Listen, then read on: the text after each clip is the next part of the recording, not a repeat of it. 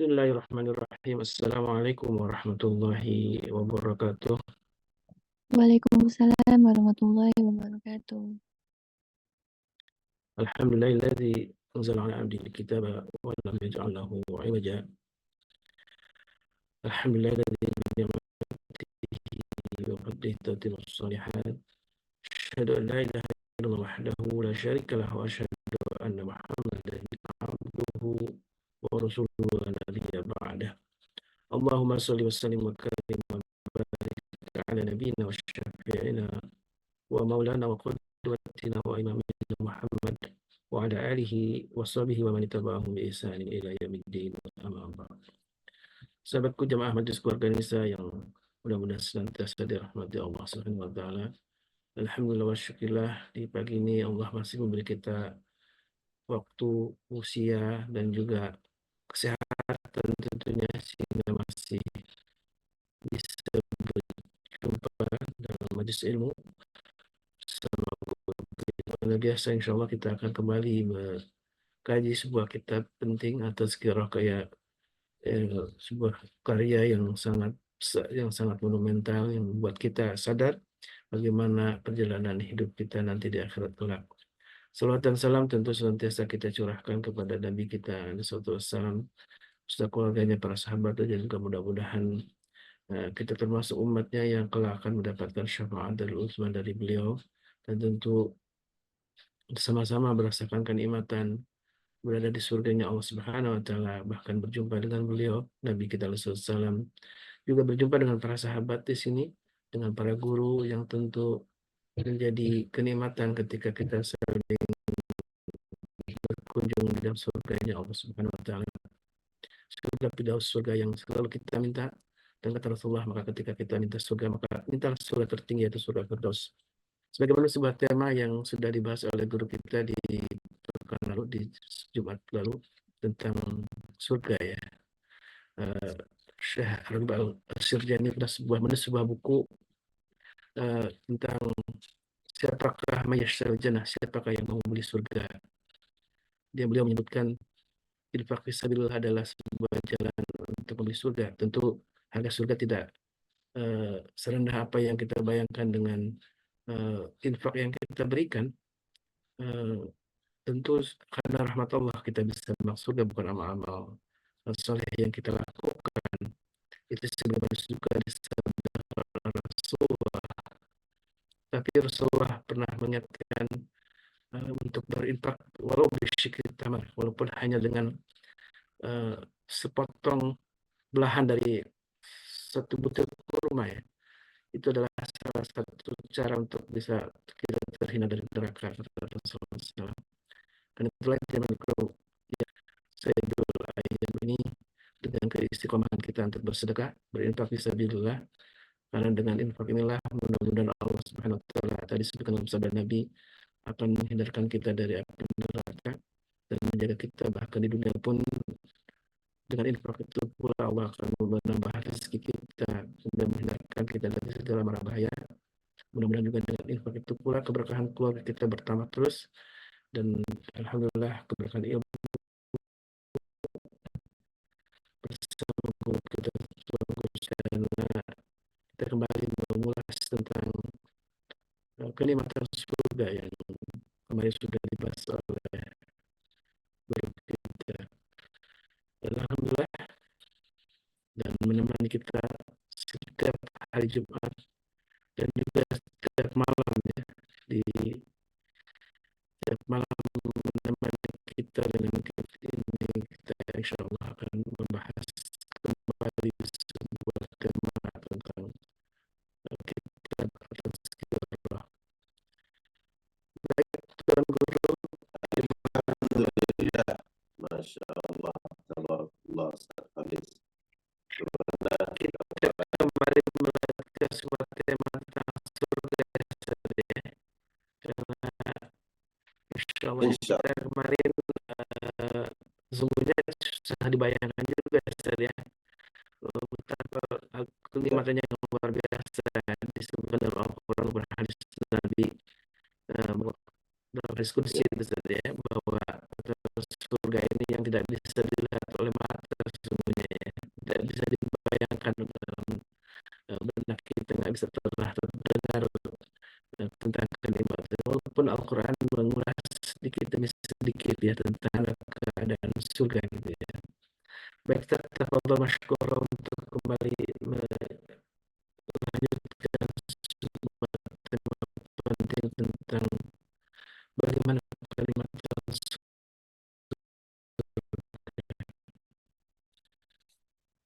Tafadhol masykurah.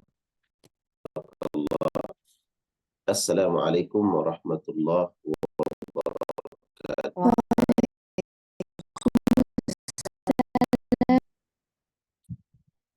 Alhamdulillah hamdan tayyiban katsiran mubarakan fi. Salatan wa salaman ala Rasulillah sayyidil awwalin wal akhirin. Sayyidi bani Adam, sayyidil anbiya wal mursalin, khatamil anbiya'i wal mursalin, wa ala alihi wa sahbihi wa man tabi'ahu wa wala ila yaumiddin, amma ba'du. Allahumma la ilma lana illa ma 'allamtana innaka antal alimul hakim. Allahumma 'allimna ma yanfa'una wa anfa'na bima 'allamtana wa zidna ilma wa aslih lana sya'nana kullahu wa la takilna ila anfusina tarfata 'ain. Barakallah fina wa fikum ajma'in. Semua ayah bunda, bapak ibu sekalian, jamaah Majelis Keluarga Indonesia yang insya Allah Allah jadikan keluarganya keluarga yang bahagia di dunia dan bahagia di akhirat, insya Allah. Keluarga sakinah, mawaddah, warahmah, anak keturunan qurratu a'yun, menjadi penyejuk mata, insya Allah. Amin. Bersyukur kepada Allah Subhanahu wa taala, salawat salam kepada Rasulullah sallallahu alaihi wasallam.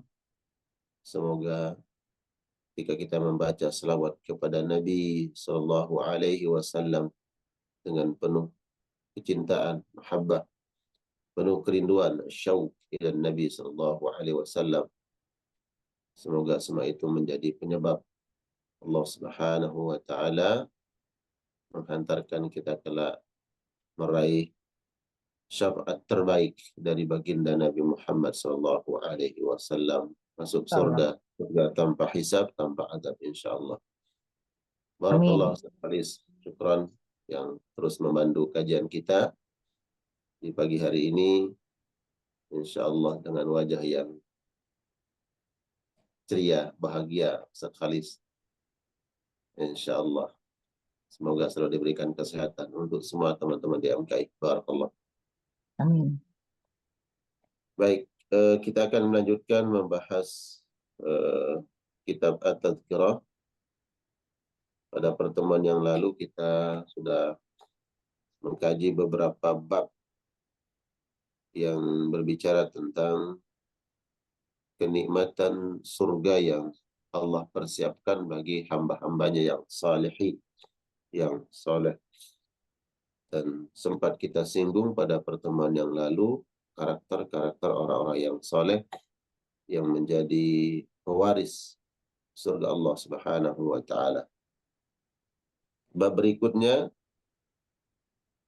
di dalam kitab ini disebutkan babun ma jaa annal khamra syarabu ahlil jannati wa man syaribahu fid dunya lam yashrabhu fil akhirati. Bab yang menjelaskan tentang minuman penduduk surga.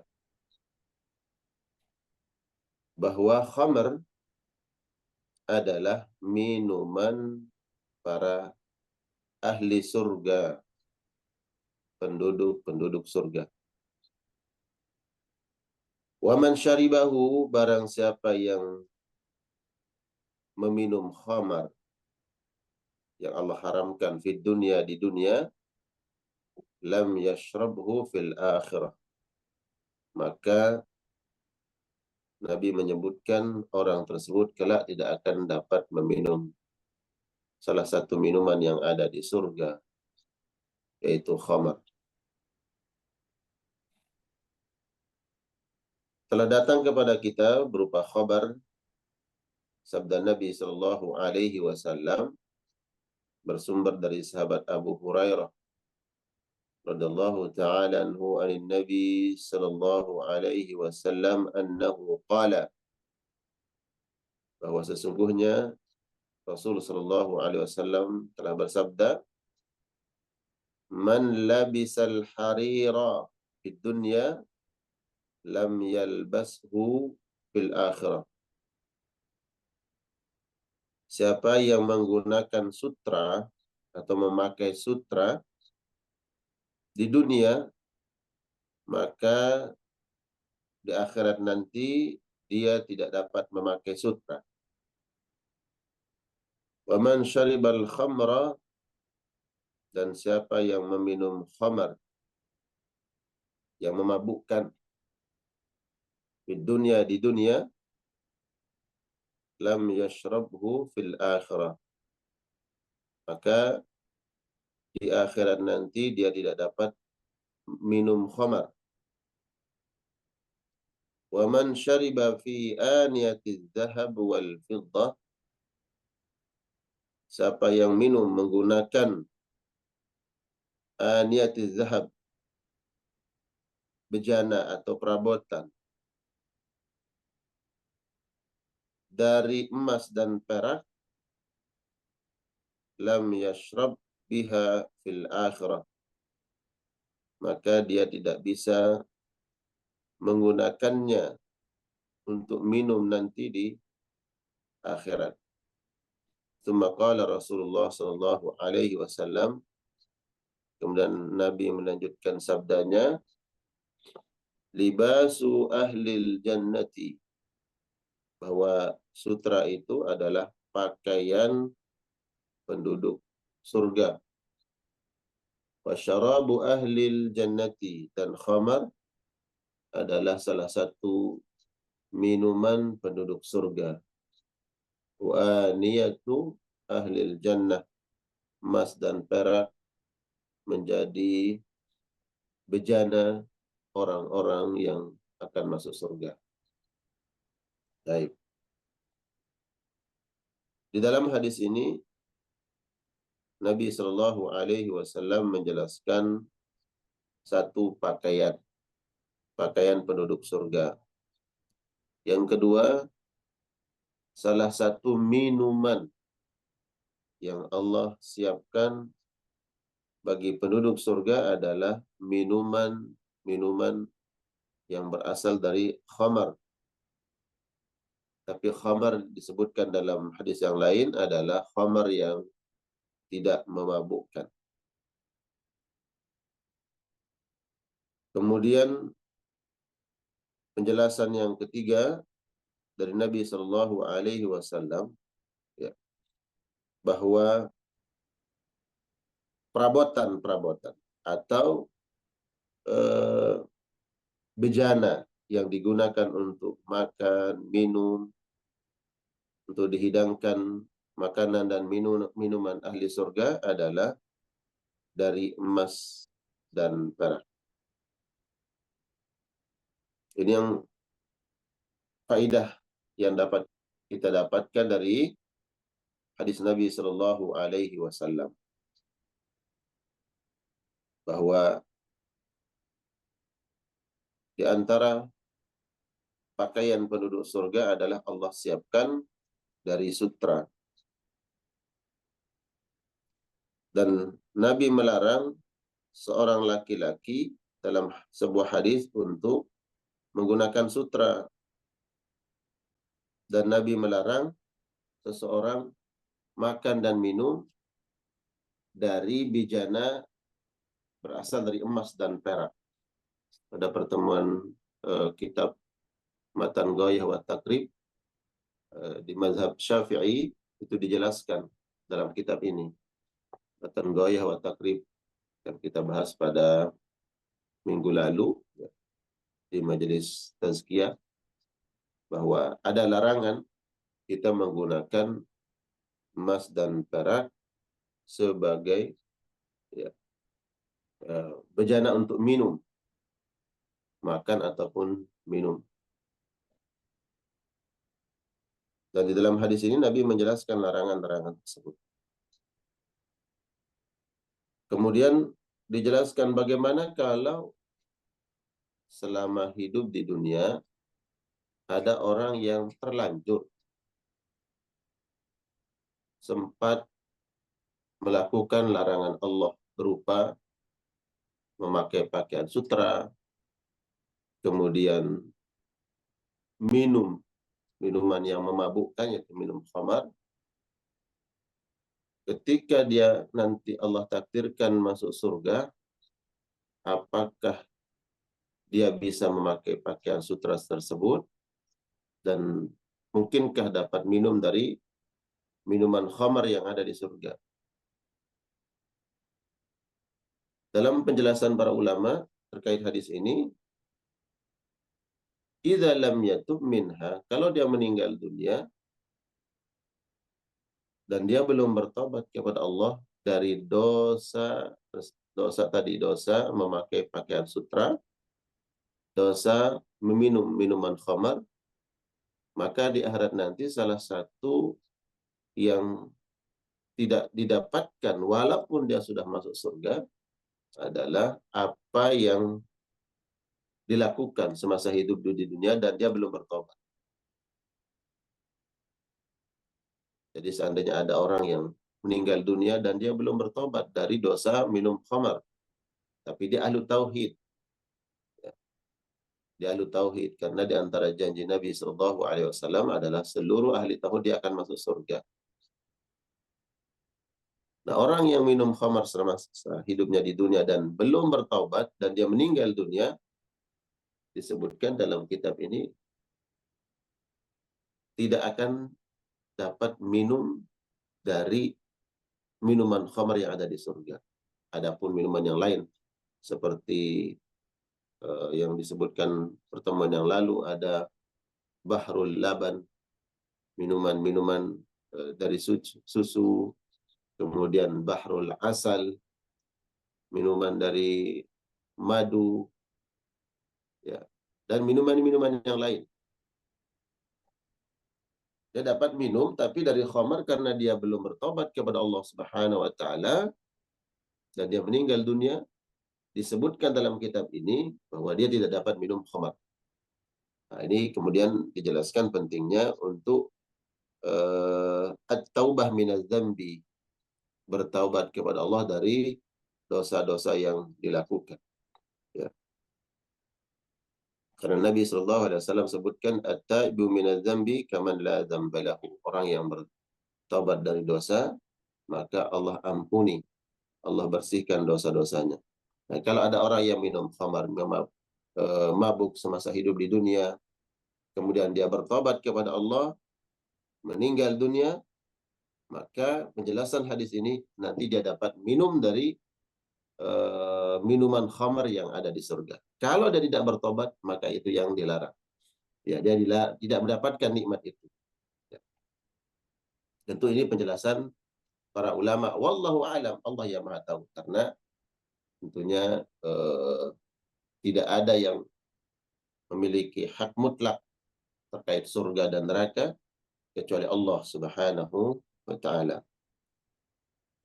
Di dalam Al-Qur'anul Karim ayat 23 dalam surat An-Najm, Allah menyebutkan dengan gamblang pakaian penduduk surga.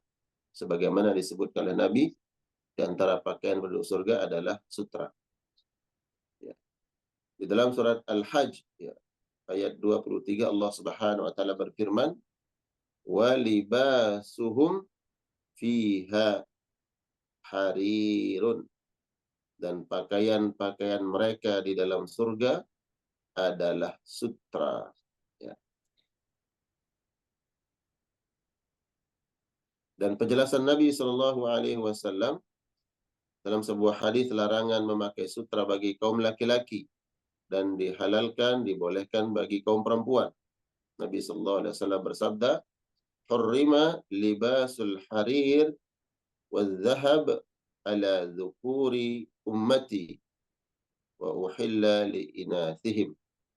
Diharamkan memakai pakaian sutra dan emas bagi laki-laki dari kalangan umatku dan dibolehkan untuk kaum perempuan. Nah, jadi ini perlu juga kita pahami jamaah sekalian, karena tidak sedikit kita menemukan di antara kaum muslimin yang laki-laki masih menggunakan emas sebagai perhiasan. Ya, laki-laki menggunakan perhiasan, ya, pakai cincin mas kawin, kemudian dipakai bagi laki-laki. Ini udah jelas Nabi Shallallahu Alaihi Wasallam memberikan larangan. Ya, adapun perak boleh bagi laki-laki menggunakan perak. Yang tidak boleh bagi laki-laki ataupun perempuan emas dan perak adalah menggunakannya sebagai bejana, perabotan untuk makan dan minum. Itu dilarang oleh Rasul Shallallahu Alaihi Wasallam, dilarang dalam syariat. Jadi jamaah sekalian Allah muliakan, pakaian penduduk surga dari sutra, kemudian salah satu minuman yang ada di surga adalah khamar. Makanya kemudian kenapa kita selalu diminta untuk bersabar. Bagi laki-laki, bersabarlah. Seandainya dia adalah orang yang berkecukupan, orang yang kaya raya, yang mampu membeli pakaian semahal apapun. Ya. Kemudian orang-orang kafir menampakkan perhiasan-perhiasan mereka, memperlihatkan kekayaan-kekayaan mereka dari pakaian, perhiasan, dan seterusnya. Maka bersabarlah bagi kaum muslimin laki-laki yang tadi diberikan kemampuan oleh Allah, tidak mengikuti, tidak tasyabbuh, ya, tidak menyerupai orang-orang kafir dalam berpakaian. Di antaranya adalah pakaian sutra. Maka kesabaran itu Allah akan bayar nanti di akhirat. Allah siapkan pakaian-pakaian yang dulu Allah haramkan di dunia. Allah haramkan memakai pakaian sutra bagi laki-laki, Allah siapkan nanti di surga. Allah haramkan bagi laki-laki memakai perhiasan dari emas, maka Allah siapkan nanti di surga. Walaupun sesungguhnya kecenderungan tentu sifat daripada laki-laki, ya, tidak ingin berhias sebagaimana perempuan-perempuan berhias. Ya. Tapi ada sebagian yang kemudian tasyabbuh, ya, menyerupai, baik menyerupai orang kafir ataupun menyerupai orang yang berbeda jenis dengan kita, yaitu menyerupai perempuan, memakai pakaian sutra atau memakai perhiasan dari emas. Kemudian hadis berikutnya dari sahabat Abu Hurairah radhiyallahu taala anhu, Nabi sallallahu alaihi wasallam qala, "Inna fil jannati syajaratun." Di dalam surga itu ada pohon. Sebuah pohon, yasirur rakib, kalau seandainya ada seorang pengendara yang berjalan atau mengendarai, ya, kendaraannya di bawah pohon tersebut, fi zilliha, di bawah naungannya, sab'ina au qala mi'ata sana, wa hiya syajaratul khuld. Di dalam surga itu ada sebuah pohon. Kalau ada orang yang berjalan di bawahnya, di bawah naungannya, maka dia membutuhkan waktu 70 tahun atau 100 tahun untuk berjalan di bawah pohon tersebut. Wahia syajaratul khuld. Dan pohon itu namanya pohon khuldi. Ya. Atau kata khuldun adalah kekal. Pohon yang kekal selama-lamanya ada di surga. Pohon yang tidak mati. Ya, dia berbuah selama-lamanya. Kemudian bermanfaat untuk penduduk surga. Nah, di dalam hadis ini jamaah sekalian Allah muliakan, Nabi menjelaskan salah satu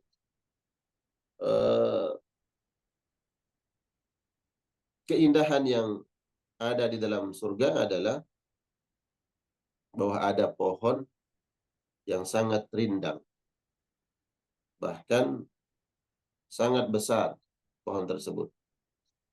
Yang digambarkan oleh Nabi, kalau seandainya ada orang yang menunggang kuda, ya yasir rakib itu menunggang kuda, tidak terlalu cepat, dan kudanya juga tidak terlalu lambat, ya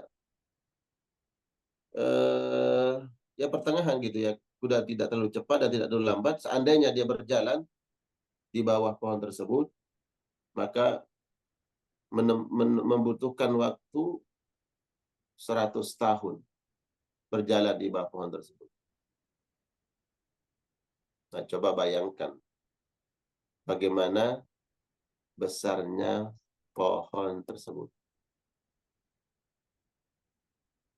Bukan berjalan saja, tapi rakib, mengendarai kuda. Kalau antum berjalan dari Ustaz Khalis dari Depok itu ke Bogor, katakanlah ke Kebun Raya, kira-kira membutuhkan berapa jam antum jalan dari Depok nih, rumahnya Ustaz Khalis, ke Kebun Raya, Bogor. Karena saya pernah jalan kaki, Ustaz Khalis, dari sini nih, dari Depok. Pagi, habis sholat subuh, kemudian jalan sama teman-teman, jalan kaki, lewat jalan raya Bogornya sampai Kebun Raya. Saya sampai Kebun Raya itu menjelang zuhur. Ya, berapa kilo ya?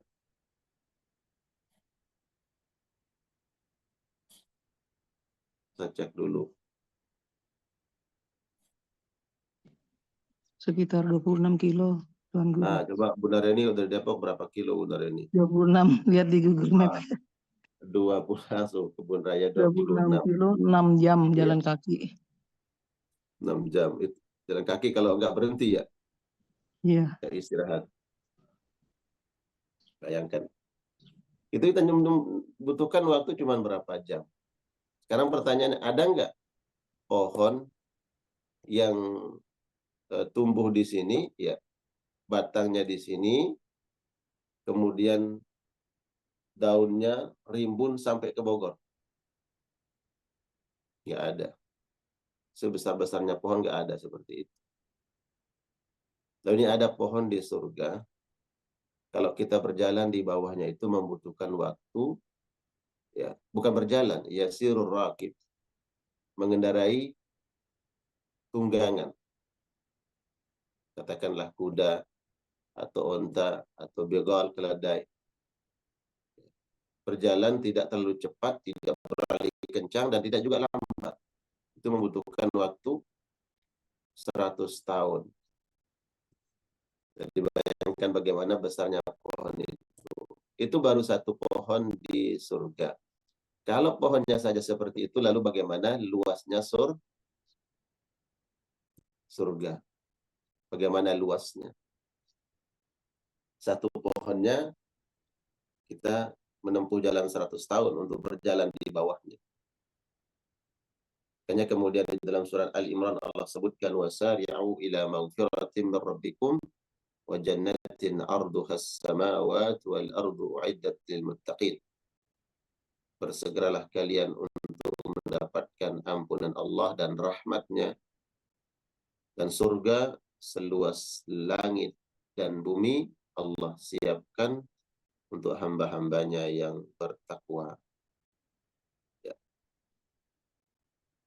Pohon di surga. Dan dalam hadis disebutkan bahwa pohon-pohon di surga bukan hanya pohon tanpa buah. Ya. Kalau pohon di dunia banyak pohon yang tidak memiliki buah. Dia hanya mungkin bermanfaat batangnya, kayunya, dan bermanfaat untuk menyebabkan rimbun, rindang, tempat berteduh, bermanfaat untuk manusia. Tapi pohon di surga semuanya menghasilkan buah. Sehingga dalam hadis lain disebutkan kalau seandainya ada orang yang berjalan di surga kemudian membawa sebuah nampan dan dia letakkan di atas kepalanya, maka dia akan menemukan buah-buah surga itu sudah memenuhi nampan-nampan mereka. Ya, jadi nggak perlu capek mengambil. Satu pohon yang ada di surga cukup untuk penghuni surga. Lalu bagaimana dengan pohon-pohon yang Allah sebutkan dalam Al-Quran, jannatin tajri min tahtihal anhar. Kemudian hadis berikutnya yang menguatkan hadis yang tentang pohon yang ada di surga dari sahabat Ziyad Maula Bani Makhzum, annahu sami'a Aba Hurairah radhiyallahu taala anhu yaqul. Jadi Ziyad mendengar ucapan Abu Hurairah. Kalau tadi bahwa Nabi SAW bersabda yang disampaikan oleh Abu Hurairah. Dan ini Abu Hurairah yang menyampaikan didengar oleh Ziyad Maula Bani Makhzum. Apa kata Abu Hurairah? Fil jannati syajaratun yasirur raqib fi dhilliha mi'ata am. Di dalam surga itu ada pohon yang kalau kita berjalan di bawahnya, ada pengendara yang berjalan di bawahnya, maka membutuhkan waktu 100 tahun. Waqra'u in syi'tum. Inilah maksud daripada ayat yang ada dalam Al-Quranul Karim. Wa dhillim mamdud. Dan di dalam surga itu ada zil, naungan, mamdud yang terbentang luas. Apa yang dimaksud dengan zil itu? Zillus syajarah, naungan pohon yang ada di dalam surga. Mamdud, terbentang. Berapa jaraknya? Dibutuhkan 100 tahun untuk berjalan di bawah pohon tersebut. Ini sifat pohon yang ada di dalam surga Allah Subhanahu wa taala. Dan ketika Allah Subhanahu wa taala lewat Rasulnya menyebutkan tentang besarnya pohon yang ada di surga ini, menunjukkan luasnya surga Allah Subhanahu wa taala. Falihada. Nah, karena untuk hal yang demikian, janji-janji Allah tentang surga dan kenikmatan-kenikmatannya, pakaian-pakaian yang ada di surga, minuman-minuman yang Allah siapkan untuk ahli jannah, maka untuk ini semua falyatanafasil mutanafisun. Maka hendaknya kalian semua memiliki semangat, kata Al-Quranul Karim, untuk munafasah. Itu bersungguh-sungguh berjuang untuk meraih surga Allah Subhanahu wa ta'ala. Mungkin 2 hadis ini, 3 hadis yang saya sampaikan, hadis terkait tentang pakaian yang ada dalam surga, minuman, kemudian perabotan-perabotan yang ada di surga, serta ada sebuah pohon yang bernama pohon khuldi di dalam surga. Kalau kita berjalan di bawahnya membutuhkan waktu 100 tahun. Barakallah. Insyaallah nanti berikutnya kita akan bahas tentang abwabul jannah, pintu-pintu surga. Ya, insyaallah bab berikutnya tentang pintu-pintu surga yang kita bahas pada pertemuan yang akan datang, ya. Silakan Ustaz Khalis. Ya, alhamdulillah, masyaAllah, jazakallah khairan. Teman bukan Allah, kita sudah mendengarkan tentang bagaimana kondisi surga, ya. Di situ ada sutra yang menjadi pakaian orang-orang para penghuni surga, ada peralatan ya. Kalau di kita kan dilarang ya untuk memang minum dari nampan atau dari gelas yang emas gitu ya. Dan juga laki-laki kaum laki dilarang untuk menggunakan perhiasan dari emas. Dan juga tadi disebutkan dilarang untuk menggunakan pakaian dari berbahan sutra gitu ya. Tapi nanti di surga justru itu yang dilarang di dunia malah bahkan diperbolehkan. Itu menjadi sebuah ciri khas pakaian atau perhiasan yang dimiliki oleh para penghuni surga.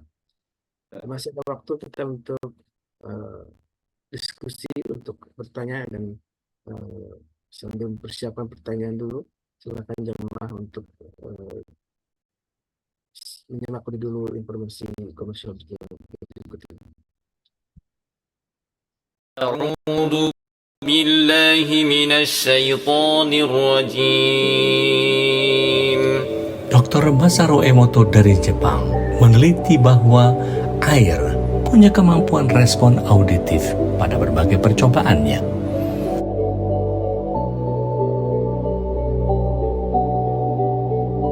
Kini hadir garam Zamira Ruqyah untuk Anda, agar hidup Anda lebih bermakna. Bismillahirrahmanirrahim. Oh Nuna Premium Palm Sugar, diolah secara alami dan tradisional dengan memanfaatkan kemurniannya. Kami persembahkan untuk Anda yang mencintai kesehatan. Dengan indeks glikemis 35 lebih rendah dari gula pasir. Mari semangat sehat bersama Oh Nuna. Assalamualaikum sahabat, Remember Kids kembali hadir dengan desain yang beragam. Tentunya tetap nyaman, simple, dan trendy. Dengan bahan katun combat 30S, sangat nyaman dipakai si kecil, baik untuk berpergian maupun bermain seharian. Yang berminat silahkan chat admin ya, ada harga khusus untuk pembelian minimal 3 pieces.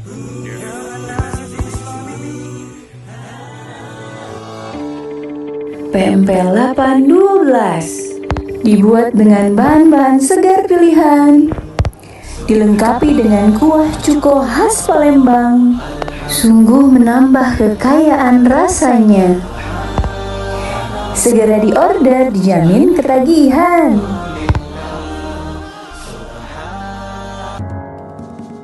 Tampil cantik dan tetap syar'i dengan brand Rayhan.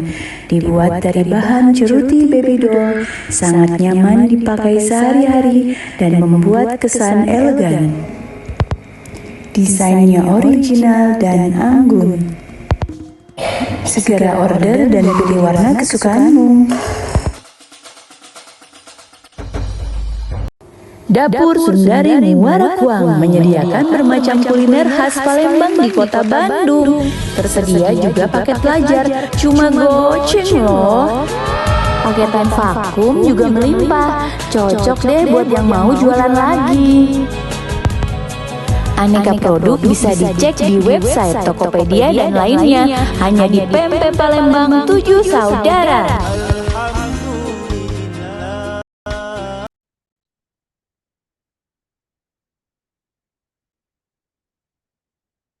Baik jemaah, silakan kita buka sesi tanya jawab seputar bagaimana perhiasan atau pakaian para penghuni surga ya. Dan ini sudah ada yang bertanya di chat, Bunda Nadia. Apakah mau langsung, Bunda Nadia? Silakan. Iya Ustadz. Bismillah, Assalamualaikum warahmatullahi wabarakatuh. Waalaikumsalam. Tuan Guru, apakah ada penjelasan tentang hijabnya wanita kalau di surga kayak gimana Tuan Guru? Ya. Jazakallahu khairan. Hijab itu maksudnya Modelnya kali ya? Modelnya itu gimana? hijab kerudung Secara maksudnya? keseluruhannya dari pakaian sampai ke kerudung gitu. Masya Allah. Baik, disebutkan walibasum fiha harir, dan pakaian-pakaian mereka berasal dari sutra. Ya. Lalu pakaian penduduk surga seperti apa? Di antara yang disebut oleh Nabi adalah yang paling disenangi, ya, yang paling disukai oleh perempuan adalah harir, sutra. Sehingga laki-laki diharamkan, tidak diperbolehkan tasyabuh dengan perempuan, karena ini pakaian yang sangat disenangi, digemari pada umumnya oleh perempuan. Nah, lalu bagaimana bentuk pakaiannya? Apakah mereka menutup aurat sebagaimana mereka menutup aurat di dunia? Ya, dalam sebuah hadis disebutkan di padang mahsyar manusia uryanan urata, ya, mereka dibangkitkan oleh Allah Subhanahu wa taala dalam keadaan tidak memakai busana. Dan Aisyah radhiyallahu taala anha bertanya kepada Nabi, "Ya Rasulullah, bagaimana dong nanti kami saat itu ketika ada mata yang memandang, ada melihat?" Kata Nabi sallallahu alaihi wasallam, semua orang hari itu sibuk dengan urusan masing-masing sehingga tidak ada keinginan, tidak ada kesibukan untuk memandang orang lain, ya, karena sibuk dengan diri sendiri, khawatir dan takut apa yang akan dihadapi. Itu sebelum masuk surga. Nah, ketika Allah sudah takdirkan ahlun nar yadkhulunan nar, para penghuni neraka masuk neraka dengan diberikan pakaian. Pakaian mereka apa di neraka? Pakaian dari besi yang panas, pakaian mereka. Sehingga ketika mereka memakainya, ketika mereka memakai, ya, dengan keadaan terpaksa, dan memang Allah yang menggerakkan tangan mereka, lebur tubuh mereka tersentuh pakaian yang mereka ingin pakai. Sedangkan ahlul jannah, penduduk surga, disiapkan sutra untuk mereka. Nah, bagaimana desainnya, bagaimana bentuknya, Allahu a'lam bissawab. Tapi yang jelas secara umum Allah sebutkan dalam Al-Quran, di dalamnya kalian akan mendapatkan apa-apa yang kalian senangi. Kalau di dunia kita suka pakaian dengan model seperti ini, ya, maka nanti Allah siapkan dengan model yang kita sukai. Kita suka dengan bahan tertentu, Allah siapkan bahan yang kita suka dulu di dunia. Tapi bahan tersebut hanya kemiripan nama. Sebagaimana disebutkan oleh Ibnu Abbas, kalau di dunia ada anggur dan di surga ada anggur. Di dunia ada khamar, di surga ada khamar. Di dunia ada sutra, di akhirat ada sutra. Maka sutra di akhirat dan sutra di dunia, khamar di dunia dan khamar di akhirat, tidak lain melainkan hanya kesamaan pada nama, kata Ibnu Abbas. Jadi tidak seperti sutra di dunia. Allah berikan pakaian untuk penghuni surga nanti, termasuk perempuannya adalah pakaian dari surga, tapi tidak sama dengan sutra yang ada di dunia. Apakah mereka menutup wajah-wajah mereka sebagaimana di dunia mereka menggunakan hijab? Ya. Di akhirat nanti tidak ada perintah untuk mereka menutup aurat seperti mereka menutup aurat di dunia. Tapi mereka adalah perempuan-perempuan yang menundukkan pandangan dan tidak memandang yang lain kecuali pasangan-pasangan mereka. Ya. Jadi mereka dalam surga bersama pasangan-pasangan mereka. Sehingga apakah mereka menutup aurat, berhijab sebagaimana di dunia? Tentu sudah. Sebagaimana perintah-perintah salat di dunia, tidak ada lagi perintah salat di akhirat. Ya. Ada larangan minuman khamar di dunia, tidak dilarang di akhirat. Ada perintah untuk menutup hijab wajah-wajah mereka, ya, aurat-aurat mereka di dunia. Apakah juga nanti mereka diwajibkan? Tentu berbeda. Hanya saja sifat-sifat perempuan di surga adalah mereka menundukkan pandangan, hanya memandang pasangan-pasangan mereka. Begitu ya, Bunda Nadia. Apakah pakaian nanti bentuknya seperti apa? Ya, Al-Quran mengatakan di dalamnya apa yang kalian senangi. Ya. Allahu a'lam bishawab. Baik, dan tidak ada penjelasan secara detail tadi ya, bagaimana tentang bentuk pakaiannya. Karena itu tadi yang penting apa yang disenangi oleh kaum wanita yang biasa disenangi di dunia, maka di akhirat pun akan mereka Iya. dapat.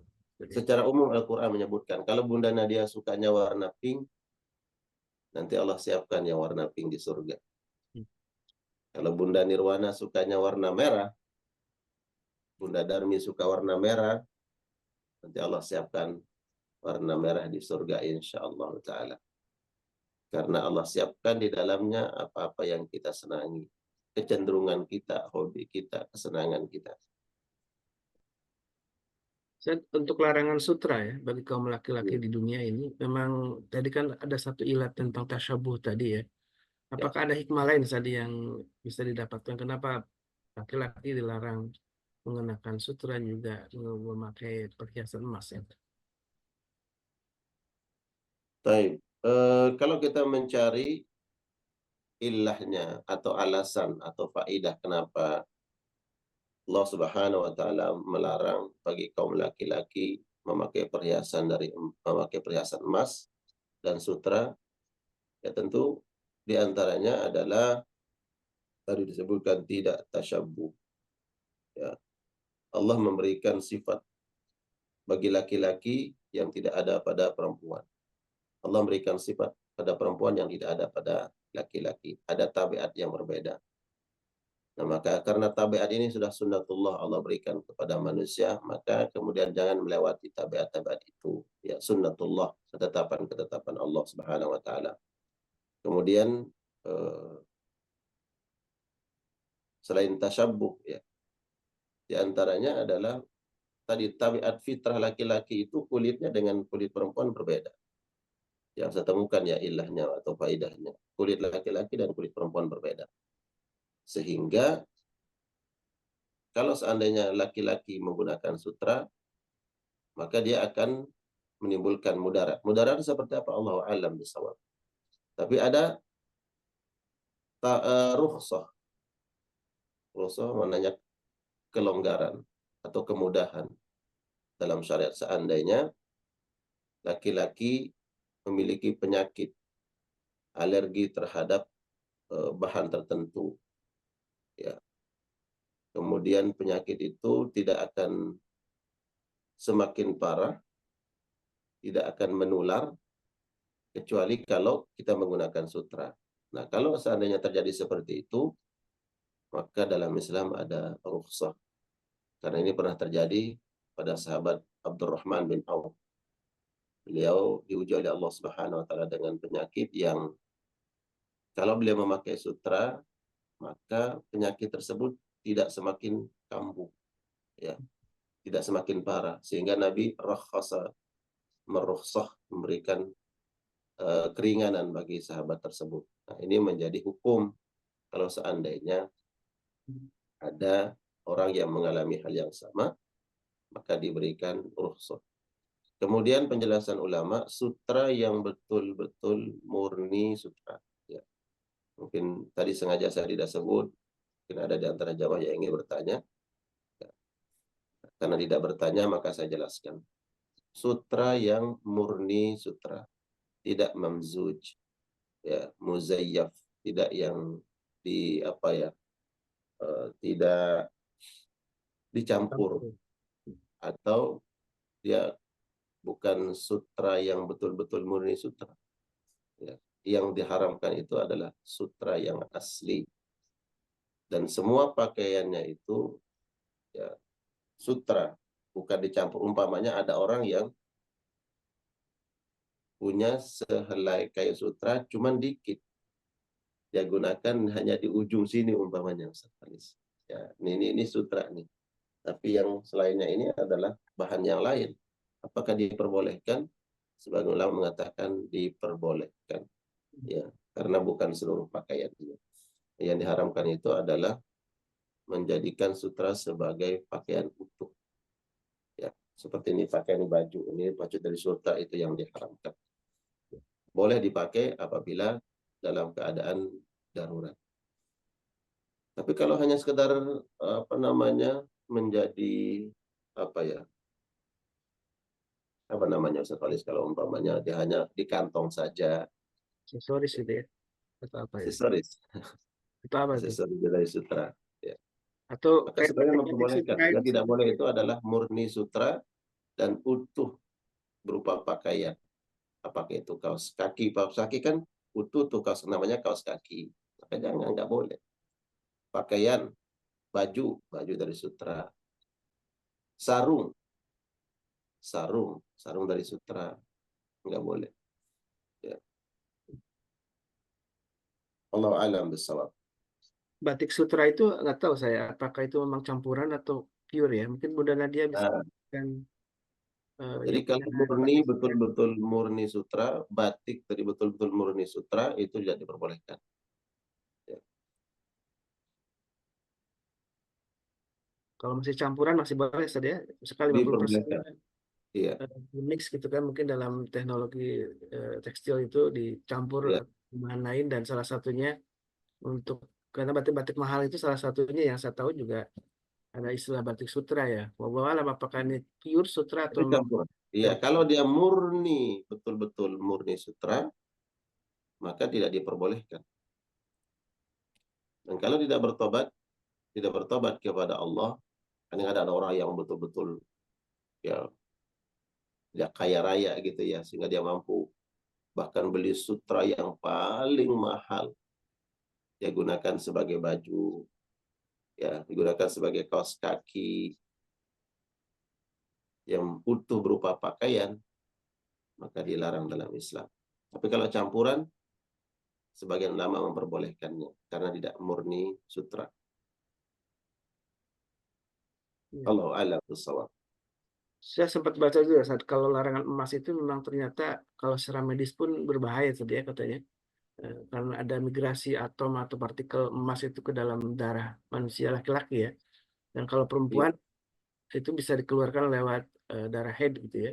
Nah, itu dia. Jadi Alasan medis ya. sunnatullahnya di situ fitrah. Saya sebutkan tadi fitrah laki-laki dan perempuan. Ya. Sabun aja, sabun kan ada sabun yang memang khusus untuk perempuan, cocok dengan apa ya karakter kulit perempuan. Tapi kalau digunakan laki-laki nggak cocok untuk karakter kulit laki-laki. Itu fitrahnya ya sunnatullah Allah ta'ala. Begitu juga tadi. Jikalau laki-laki menggunakan emas, ya ada fitrahnya laki-laki memang tidak cocok dengan menggunakan emas tadi. Emas cukup untuk investasi aja tadi ya, disimpannya Ya, dalam. kalau antum punya emas silahkan investasi. Apalagi emas berjalan, yang belum punya emas berjalan silahkan cari emas berjalan. Ada Valis, ada Mas Nandar. Silakan jamaah ada yang ingin bertanya lagi seputar eh, apa namanya kenikmatan surga dan salah satunya dari sisi pakaian ya dan juga minuman gitu ya. Dan ternyata memang hanya sebagian kecil ya gambaran yang disebutkan dalam Al-Quran dan dalam hadis-hadis Nabi bahwa memang surga itu tadi ya disebutkan dalam hadis Nabi dan juga dalam Al-Quran tidak mungkin bisa tergambarkan ya secara utuh kenikmatannya gitu ya. Nah, apa yang dibayar Mala ainun ra'at. Makanya Ibnu Abbas mengatakan apa yang ada di dunia dan ada di surga hanya kesamaan pada namanya saja yang sama, tapi hakikatnya berbeda, kenikmatannya, ya, kemudian kemuliaannya, seperti anggur. Kita makan anggur, mana Bunda Diah. Jadi Bunda Diah anggurnya nanti berbeda dengan anggur yang ada di surga. Kalau makan anggurnya Bunda Diah kita butuh 1,5 kilo atau 1/4 kilo baru tuh terasa makan anggur. Tapi kalau anggur surga, seandainya satu anggur surga itu dikirim ke dunia untuk dicicipi, dinikmati oleh seluruh penduduk bumi, maka cukup dan mereka tidak akan pernah merasakan lapar selama-lamanya. Bayangkan, itu harus satu butir anggur di surga seandainya dikirim ke dunia. Itu tamsilan, perumpamaan. Tapi bolehkah kita berdoa, ya Allah, Saya ingin dapat mencicipi anggur surga, ya Allah. Dalam bab tentang doa, ini doa yang bukan Allah tidak mampu, tapi dalam adab doa, ini doa yang tidak diperbolehkan. Allah mampu menghadirkan buah-buahan surga ke dunia, tapi Allah tidak lakukan. Karena memang ini bagian suatu hal yang mustahil. Bukan mustahil bagi Allah, tapi Allah tidak ingin, tidak lakukan. Sebagaimana Ustaz Ali seumpamanya berdoa sama Allah, ya Allah, aku bosan hidup. Aku ingin kembali ke rahim ibuku. Allah mampu nggak? Mampu. Allah mampu. Kun fayakun. Allah kuasa. Tapi ada nggak orang yang kemudian balik ke rahim ibunya? Belum pernah dengar. Nggak ada. Jadi sesuatu yang Allah mampu dengan kun fayakun, tapi tidak terjadi. Nah, hal seperti ini nggak boleh kita berdoa seperti itu. Sebagaimana saya ketika setelah membaca tentang kenikmatan-kenikmatan surga, ada hurul ain, bidadari-bidadari yang seandainya liur bidadari, liur bidadari Ustaz Khalis. Liur bidadari itu netes ke bumi akan harum bumi ini dan tidak akan pernah Anda mencium bau busuk selama-lamanya.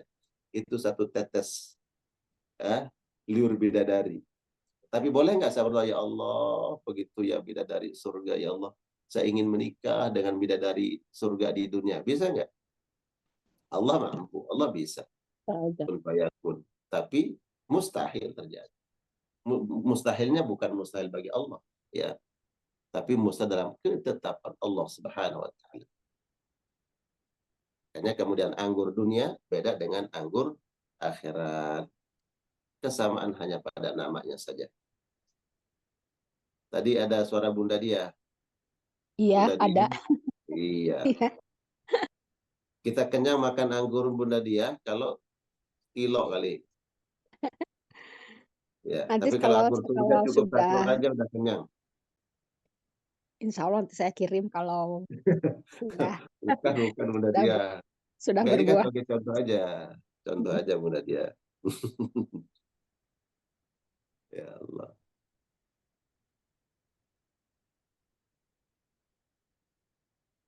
Jadi tambah penyemangat saja untuk kita Iya. makin ini Jadi beramal. kita bicarakan surga dan kenikmatan-kenikmatannya ini agar kita semakin termotivasi untuk melakukan amalia-amalia ketaatan kepada Allah Subhanahu wa Ta'ala. Banget. Ya. Meraih surga. Enggak. Bunda, silakan. Baik, kalau tidak ada kita tutup, dan tentu ini sebuah penyemangat dari kata Tuan Guru ya. Dan insya Allah di Jumat pekan depan kita akan kembali, mudah-mudahan kita diberi usia oleh Allah untuk kembali membahas tentang pintu-pintu surga. surga. Ya, insya Allah pintu-pintu surga, pintu sedekah, pintu jihad, pintu ilmu ada insya Allah. Jadi kita bahas tentang pintu surga pada pertemuan yang akan datang. Bismillah ta'ala. Baik, insya Allah, tabarakallah. Jazakallah khairan Tuan Guru atas ilmu nasihatnya, dan untuk kita semua mari kita sering doakan ya, dan nanti kita penutup kajian Tuan Guru akan memimpin doa kita semua, dan mudah-mudahan ini sebuah doa yang disebutkan dalam sabda Nabi yang mulia, ketika kita meminta surga maka mintalah surga paling tinggi, yaitu surga Firdaus ya. Tentu istimewa ketika kita bisa berkunjung ke surga tertingginya Rasulullah SAW gitu ya. Bahkan mungkin kita saling berkunjung, karena memang disebutkan dalam hadis-hadis juga disebutkan bahwa ada hari-hari tertentu para penghuni surga bisa saling berkunjung ya, dan sudah jelaskan juga dalam kitab ini ya, di beberapa pekan lalu Tuan Guru juga sebab menyinggung soal ada saling kunjung ya di antara para penghuni surga, dan setidaknya sebelum masuk surga yang sesungguhnya mari kita saling kunjung, mungkin dengan cara berdoa, saling mendoakan kita sama jamaah MKI, dan juga di hari Sabtu Ahad itu ada jualan para saudara-saudara kita jamaah MKI untuk bisa salihkan untuk membelinya. Dan kalau tadi ada yang ingin memberikan hadiah anggur dari Budiah ya, dari Bandung, punya kebun anggur banyak katanya. Masya Allah. Mudah-mudahan juga Tuan Guru bisa menikmati anggurnya. Dan anggur di dunia tentu sangat berbeda dengan anggur di akhirat kelak yang di surganya. Baik, Tuan Guru silakan untuk memimpin doa di hari Jumat terbaik ini. Tabarakallah, syukran. A'udzu billahi minasyaitonir rajim. Bismillahirrahmanirrahim. Alhamdulillah Rabbil Alamin, hamdan yuwafi ni'amahu wa yukafi mazidah. Ya Rabbana lakal hamdu kama yanbaghi li jalali wajhik wa 'azimi sultanik. Allahumma salli wa sallim wa barik ala Muhammad wa ala ali Muhammad. Allahumma ighfir lana dhunubana wa liwalidina warhamna warhamhum kama rabbawna shighara wa li jami'il muslimina wal muslimat wal mu'minina wal mu'minat al ahya'i minhum wal amwat. اللهم علمنا ما ينفعنا وانفعنا بما علمتنا وزدنا علما واصلحنا شأننا كله ولا تكلنا الى انفسنا طرفة عين. اللهم فقهنا في الدين وعلمنا التأويل. اللهم انصر اخواننا المستضعفين، اخواننا في غزة في فلسطين. اللهم انصرهم على اعدائنا اعدائك اعداء الدين. اللهم تقبل شهداءهم واشف مرضاهم وداوي جريحهم وكن لهم معينا ونصيرا يا أرحم الراحمين. ربنا آتنا في الدنيا حسنة وفي الآخرة حسنة وقنا عذاب النار. ولك سبحان ربك رب العزة عما يصفون، سلام على المرسلين والحمد لله رب العالمين. Barakallahu fina wa fikum ajma'in. Syukran semua jamaah yang hadir pada pagi hari ini. Semoga Allah ijabah setiap doa-doanya, memudahkan segala urusannya di antara isi Allah Subhanahu wa ta'ala. Syukran. Assalamualaikum Waalaikumsalam warahmatullahi wabarakatuh. Jazakallahu khairan, Tuan Guru. Amin. Alhamdulillah wa syukurillah, kita sudah menuntaskan satu bagian kecil ya dari tentang kondisi surga, bagaimana para surga itu begitu nyaman, begitu bahagianya menikmati sajian atau hidangan yang bisa diberikan oleh Allah Subhanahu wa Ta'ala.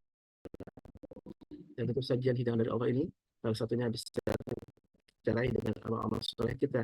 Dan amal soleh itu adalah salah satunya menjadi wasilah untuk kita untuk mendapatkan ridho Allah, dan juga Allah lah yang kemudian menjadikan kita masuk surga, karena dengan rahmat Allah lah sesungguhnya hakikatnya kita bisa masuk surga yang terbaik, juga paling tinggi. Dan mudah-mudahan kita bersama keluarga kita akan kembali berjumpa, dan bahkan dengan para sahabat kita yang ada di MK ini kita kembali juga berjumpa di surganya Allah Subhanahu wa Ta'ala. Dan mari kita jadikan wasilah sedekah dengan rutin setiap pagi, setiap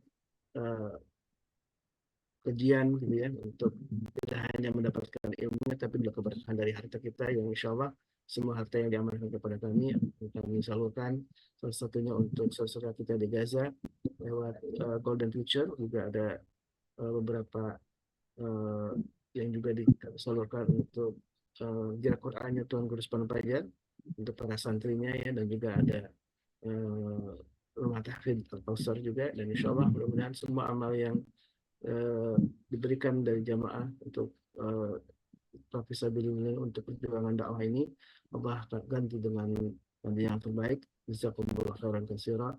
Dan mari kita tutup dengan doa kafaratul majlis. Subhanallahumma wa bihamdika asyhadu an la ilaha illa anta astaghfiruka wa atubu ilaik.